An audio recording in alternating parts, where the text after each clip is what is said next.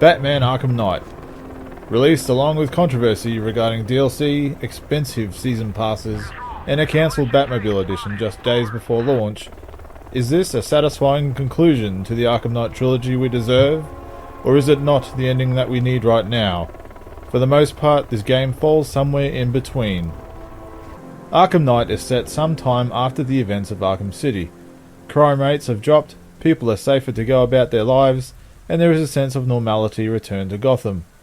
Normality, however, is short-lived, as Scarecrow has come to throw fear and chaos into the mix and bring Gotham to its knees. Now it's up to Batman to once again bring those who wish to ruin his city to justice for one last time.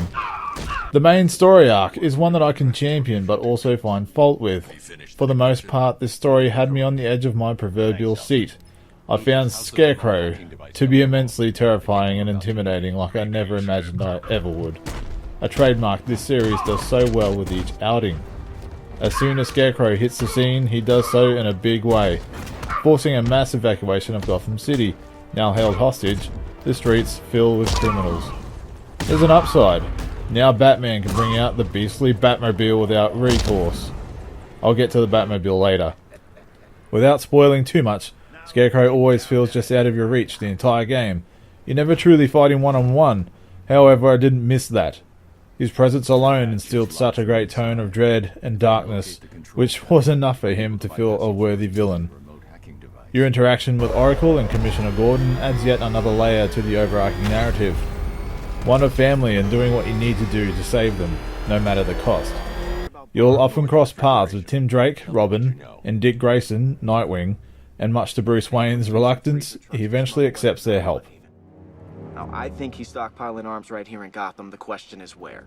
Cobblepot's the best lead we have on Barbara. I need to find that weapons cache. If I can intercept one of his trucks, it'll lead me right to him. Huh.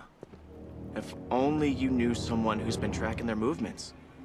Again, to avoid spoilers, Batman is also challenged mentally by another force for which to overcome, adding yet another complex layer that presents some of the strongest moments in the game. For all the praise I can give this story, I only have two main gripes.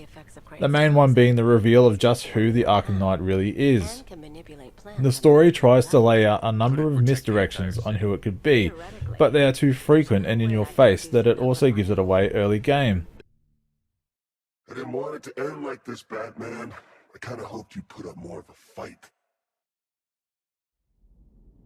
The other is too much focus on tank battles within the story missions. There are portions of the story mode where you are forced to endure lengthy tank battles, some infuriatingly replacing boss battles, that it just feels too out of place and breaks the pacing of the game.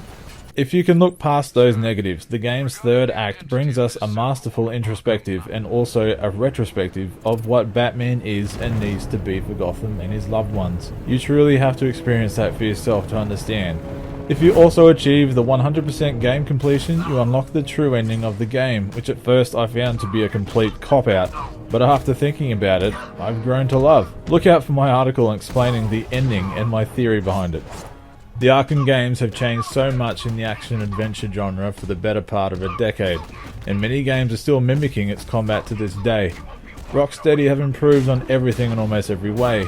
Combat is still as free-flowing as ever, but so much more satisfying. This simple combat system is so easy to enjoy, yet so difficult to master its nuance. You can now perform environmental takedowns, and my new favourite ability, the multiple fear takedowns.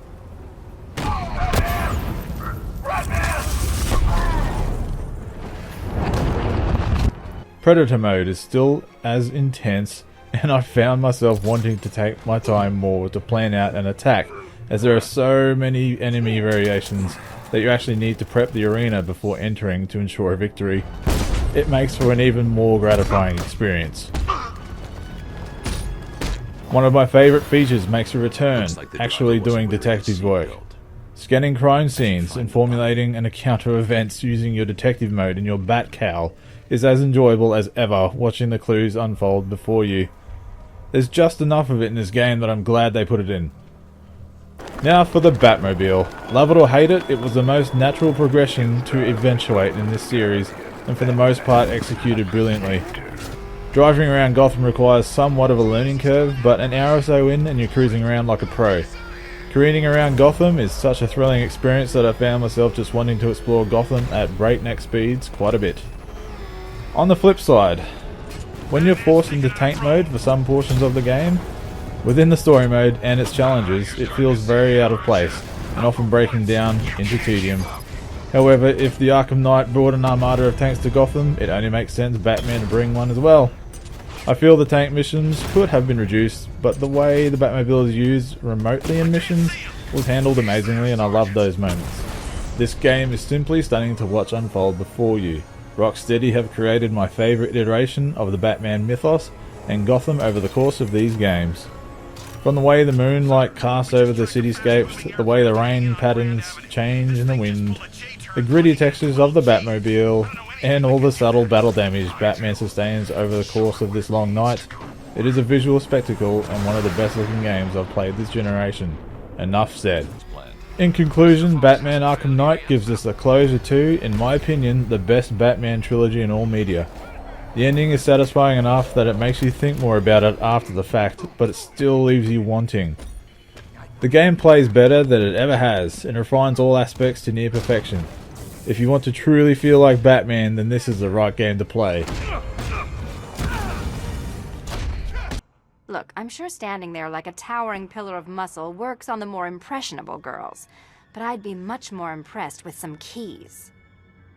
Greetings one and all, Uncle Chunt here again.